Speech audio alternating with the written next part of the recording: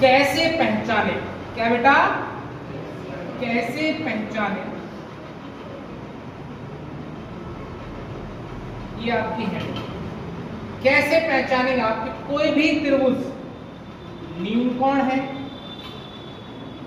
या अधिक कोण है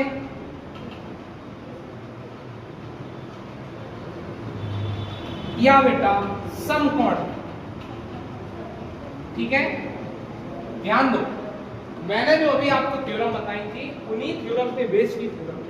अगर आपको पता करना है कोई भी त्रिभुज न्यून कोण है, तो ये बेटा आपने कोई एक त्रिभुज बनाया, इसमें ये वाला कोण है, आपने न्यून कोण माना है, ठीक है। ये आपके पास होता है ए बी और ये सी है। यहाँ बेटा आपके पास ये कोई न्यून कोण बन गया। आप कैसे बताएंगे ये न्यून कोण है, कैसे पहचानेंगे? तो आप ये कहेंगे किसी त्रिभुज में, किसी भी त्रिभुज, कोई भी त्रिभुज अगर वो न्यून कोण है उसको आप आइडेंटिफाई करना चाहते हो तो ऐसे पहचानेंगे। आप बोलेंगे किसी भी त्रिभुज की सबसे बड़ी भुजा का वर्ग, क्या, सबसे बड़ी भुजा का वर्ग। आपकी अगर सबसे बड़ी भुजा BC है तो आप BC को मान लीजिए। त्रिभुज में सबसे बड़ी भुजा का वर्ग, किसी भी त्रिभुज में सबसे बड़ी भुजा का वर्ग, शेष दो भुजाएं, शेष दो भुजाएं कौन सी बेटा, AB और AC, शेष दो भुजाओं के वर्गों के योगफल से, वर्गों के योगफल से अगर छोटी है तो वो त्रिभुज आपका कैसा होगा बेटा, क्या बताया मैंने, न्यून कोण को पहचानने की क्या आसान तरीका बताया। किसी भी त्रिभुज में सबसे बड़ी भुजा चाहे कौन सी हो, सबसे बड़ी भुजा का वर्ग शेष दो भुजाओं के वर्गों के योगफल से यदि छोटी है तो त्रिभुज न्यून कोण होगा।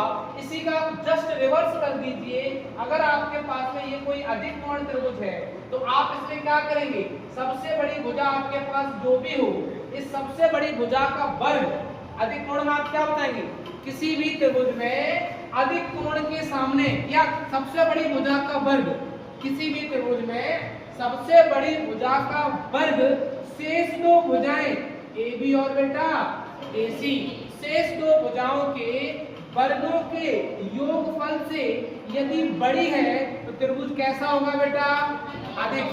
न्यून कोण में सबसे बड़ी भुजा का वर्ग शेष दो भुजाओं के वर्गों के योगफल से छोटा है तो न्यून कोण।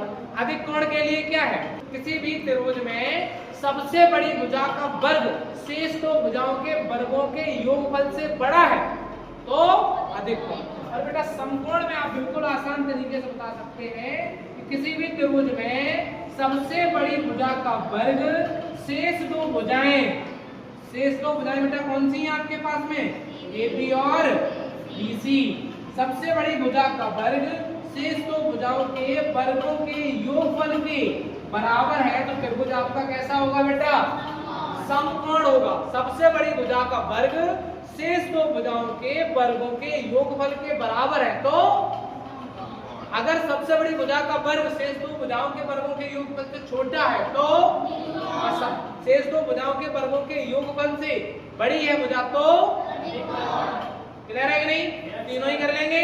अभी मैं आपको एग्जांपल दूंगा जिससे आप बता पाएंगे कौन सा न्यून कोण है, कौन सा समकोण है, कौन सा, नोट कीजिए।